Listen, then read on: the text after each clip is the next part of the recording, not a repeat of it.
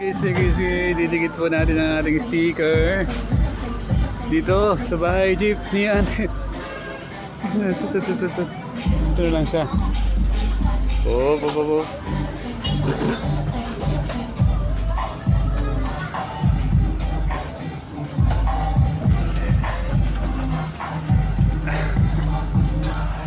Buhay sakso, hindi sobra. Nakita po natin dito ang bahay jeep ni Antep.